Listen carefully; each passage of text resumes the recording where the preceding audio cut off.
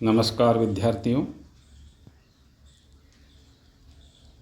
एक लंबे अंतराल के बाद आपकी ऑनलाइन क्लासेज अब स्टार्ट हो रही हैं। आयुक्तालय कॉलेज शिक्षा राजस्थान और सेठ रामेश्वर लाल सहरिया स्नातकोत्तर महाविद्यालय काला डेरा के तत्वाधान में एसआर के ऑनलाइन हिंदी क्लासेज में आपका स्वागत है। बीए पाठ तृतीय वर्ष में जो पाठ्यक्रम है हिंदी साहित्य में, उसका पहला जो प्रश्न पत्र है वह आधुनिक काव्य का है और इसमें जो संकलित कवि हैं उनमें प्रथम कवि हरिओद हैं।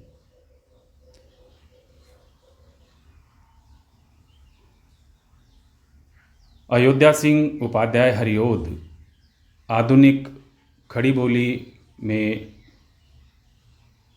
लिखने वाले ऐसे कवि हैं जिन्होंने अपनी एक विशिष्ट पहचान बनाई है और इस विशिष्ट पहचान के रूप में इन्होंने काव्य में अपनी अलग ही छाप छोड़ी है, जिसमें हम पढ़ेंगे इनके द्वारा लिखा गया जो प्रिय प्रवास है, हिंदी की खड़ी बोली का पहला महाकाव्य है।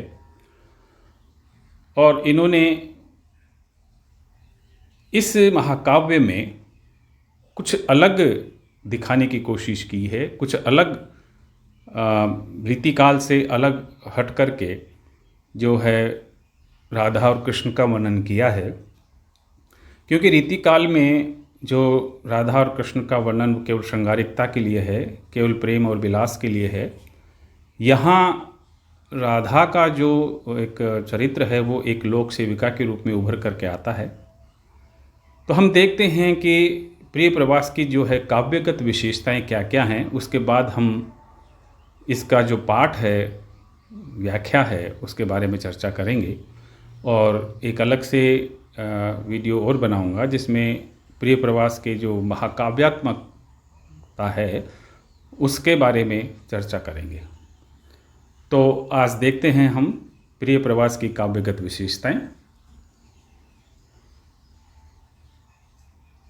काव्यगत विशेषताओं में दो पक्ष होते हैं, भाव पक्ष और कला पक्ष।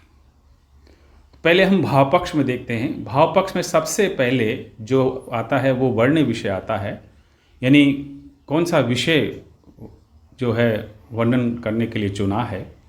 तो वर्ण विषय की विविधता हरिओद जी की प्रमुख काव्य विशेषता रही है।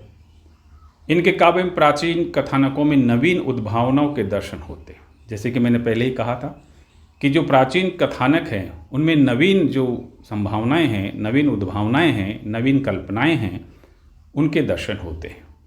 इनकी रचनाओं में इनके आराध्य भगवान मात्र न होकर जननायक होते हैं, जनसेवक होते हैं।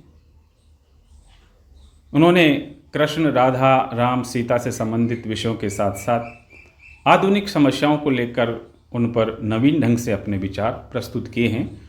तो कुछ नया करने की इन्होंने सोची प्रिय प्रवास के अंतर्गत, इस महाकाव्य के अंतर्गत, ताकि लोग जो है अपनी जो परंपरागत जो सोच है उससे अलग हट करके कुछ जान सके, सीख सके, उद्भावनाएं इन्होंने प्रदान की है।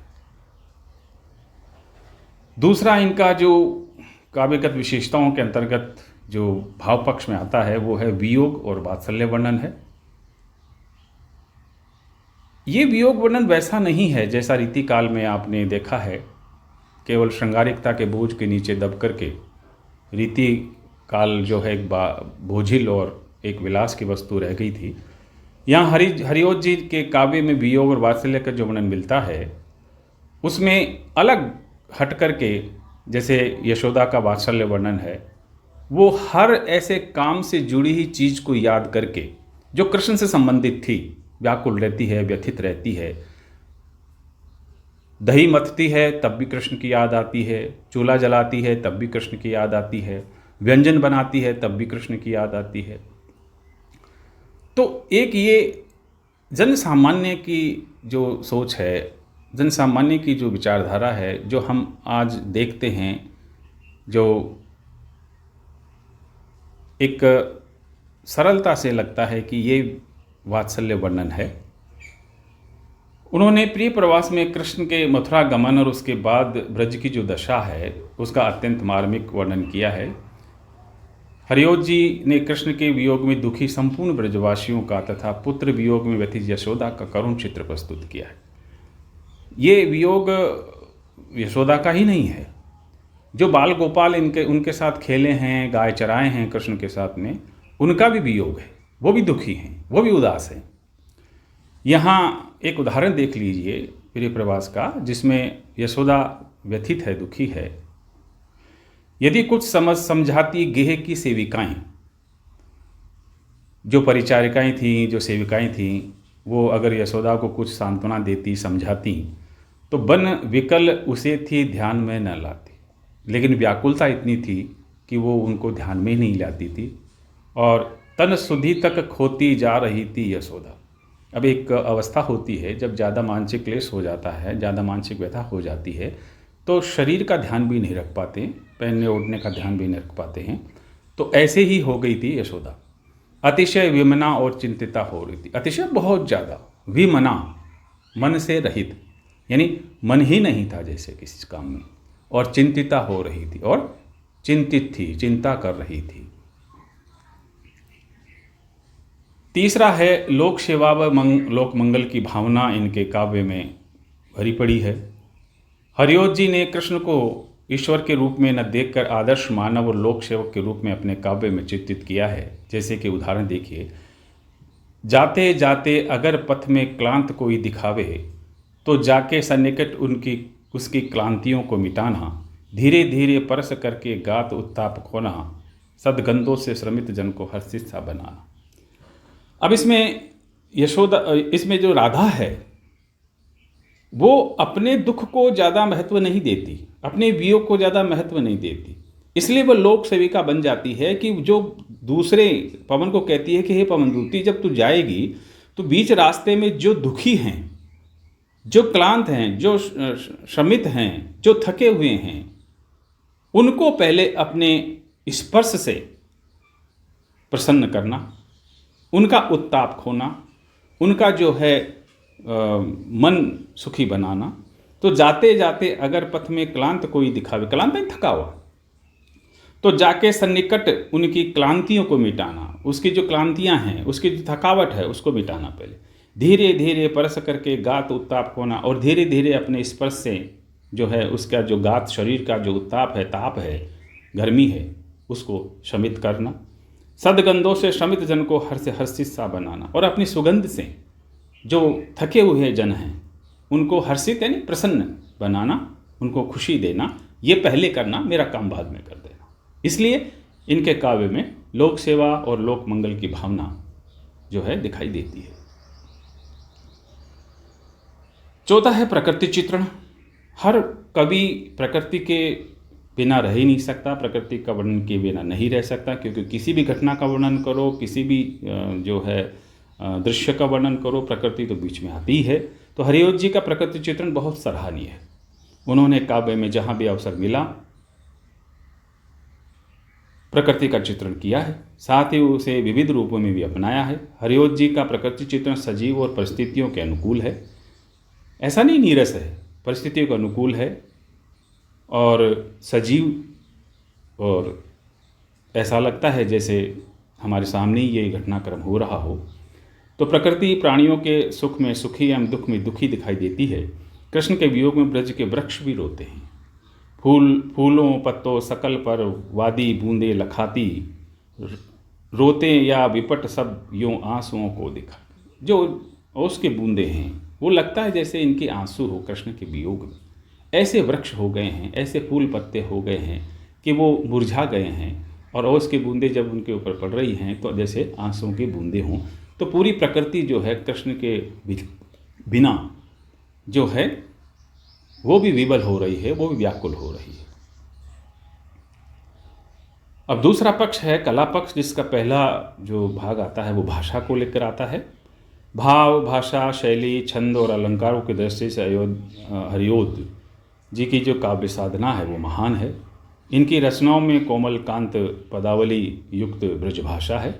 रसकलश में आप इसके प्रमाण देख सकते हैं।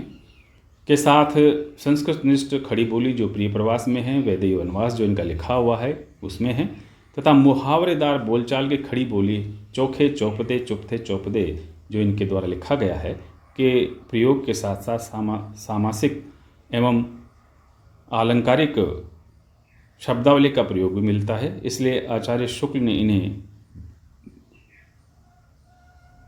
द्विकलात्मक कला में सिद्धहस्त कहा है। द्विकलात्मक यानी दो कलाएं एक साथ जिसके जो सिद्धि करता है, जो अपनाता है, उसमें सिद्धहस्त कहा है आचार्य रामचंद्र शुक्ल ने।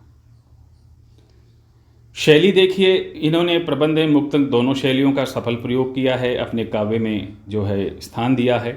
इसके अतिरिक्त इनके काव्य में इतिवृत्तात्मकता है, मुहावरेदारी है, संस्कृतनिष्ठ का शब्दावली है, चमत्कारपूर्ण एवं सरल जो हिंदी शैलियों का अभिव्यंजना शिल्प की दृष्टि से सफल प्रयोग मिलता है। देखिए, रूप उद्यान प्रफुल्लित प्राय कलिका राकेंदु बिंबमना त्वनंगी कलहासिनी सुरसिका क्रीड़ा काल पुतली शोभा वारदी की अमूल्य मणिसी लावण्य लीलामयी श्री राधा मधुभाषिणी मृग दृगी माधुर्य सन्मूर्ति थी। अब देखिए कितनी शैली है कि जैसे संस्कृतनिष्ठ भी है, मुहावरे भी हैं, इसमें जो है चमत्कार भी है, सरल अभिव्यंजना शिल्प भी है। राधा कैसी है? मृदुभाषिणी, कोमल बोलने वाली, मृग दृगी, आंखें कैसी हैं? मृग के समान, और माधुर्य की मूर्ति हैं राधा, लावण्य से लीलामयी हैं, और जैसे अमूल्य मणि हो वैसे उनका रूप सौंदर्य दिखाई पड़ रहा है। तो ऐसे शब्दों का प्रयोग करके ये इस तरह का हम देखते हैं कि इनकी शैली जो है वो बड़ी काव्य के अनुरूप है, संस्कृतनिष्ठ है। ब्रज की जो भाषा है वो उसके तत्सम शब्द है, और तद्भव शब्दों से भी जो है इन्होंने अपना काम किया है। अब देखिए, शैली के बाद में अलंकार और छंद आते हैं। हरिओद जी ने शब्द अलंकार अर्थालंकार दोनों का भरपूर एवं स्वाभाविक प्रयोग किया है। इनके काव्य में उपमा के अतिरिक्त रूपक, उत्प्रेक्षा, अपनहुति, व्यतिरेक, संदेह, स्मरण, प्रति, दृष्टांत, निदर्शन, अर्थांतरन्यास आदि अलंकारों का भावोत्कर्ष प्रयोग देखने को मिलता है। सवैया, कवित्व, छपय, दोहा आदि इनके प्रिय छंद रहे हैं, और इन्होंने इंद्रवर्जा, शार्दूल विक्रीडित, शिखरणी और मालिनी, मदाक्रांता, बसंत तिलका और द्रुत विलंबित आदि संस्कृत व्रतों का भी प्रयोग किया है। आपके काव्य में जो अंश है प्रिय प्रवास का, वो मदाक्रांता और द्रुत विलंबित जो है छंद में है, जो आप पढ़ोगे। इनका हिंदी में क्या स्थान है इसके बारे में देख लीजिए कि हरिओद जी अपने जीवन काल में कवि सम्राट, साहित्य वाचस्पति आदि उपाधि सम्मानित हुए हैं। हरिओद जी अनेक साहित्यिक सभाओं एवं हिंदी साहित्य सम्मेलनों में सभापति भी रहे हैं। इनके साहित्यिक सेवाओं का ऐतिहासिक महत्व भी है। निस्संदेह ये हिंदी साहित्य की एक महान विभूति हैं, इसलिए निराला जी ने इन्हें हिंदी का सार्वभौम कवि कहा है। विश्वंभर मानव के अनुसार ये इनके बारे में लिखते हैं, विश्वंभर मानव, वो कहते हैं कि प्रिय प्रवास भारतीय नवजागरण काल का ही महाकाव्य नहीं है, वह जीवन के श्रेष्ठ मानव मूल्यों का कीर्ति स्तंभ भी है। वैज्ञानिक युग की विभीषिका में मानवतावाद का विजय घोष है। कृष्ण को केंद्र बनाकर इसमें जो कथा वर्णित है उससे मनुष्य की महत्ता, जीवन की सुंदरता, प्रेम की शक्ति और सबसे अधिक मानवीय संबंधों की अनुपम कोमलता पर प्रकाश पड़ता है। निष्कर्ष के रूप में हम कह सकते हैं कि इनके जो काव्य की विशेषताएं हैं, इन सबको अवलोकन करने के बाद हम कह सकते हैं कि वस्तुतः 1914 ईस्वी में रचित हिंदी खड़ी बोली का प्रथम महाकाव्य युगांतकारी घटना है। महत विषय, उदात्त चरित्र, महान उद्देश्य, खड़ी बोली, संस्कृत छंद, भिन्न तुकांत में महाकाव्य की रचना विलक्षण है। भक्तिकालीन रीतिकालीन प्रवृत्ति का चिन्ह दिखाई नहीं देता, बल्कि युगानुरूप संदेश के साथ भारतीय नवजागरण की दिशा में श्रेष्ठ मानव मूल्यों का सृजन करने वाला भी है। वैज्ञानिक युग की विभीषिका में मानवतावाद का जयघोष है। ये मनुष्य की महत्ता, जीवन की सुंदरता, प्रेम की शक्ति, मानवीय संबंधों की तरलताएं, भारतीय सांस्कृतिक विरासत को गति प्रदान करने वाली रचना है प्रिय प्रवास। तो इस तरह से आपने देखा कि हरिओद की जो काव्यगत विशेषताएं हैं, आपके जो संकलित जो पाठ्यक्रम है उसमें जो अंश है उसके आधार पर मैंने उदाहरण भी उन्हीं पंक्तियों से दिए हैं, ताकि आप लोगों को याद रहे। जब आप इसकी व्याख्या पढ़ोगे तब भी आपको याद रहेगा। तो आज के लिए बस इतना ही। अगले वीडियो में फिर मिलेंगे, तब तक के लिए नमस्ते।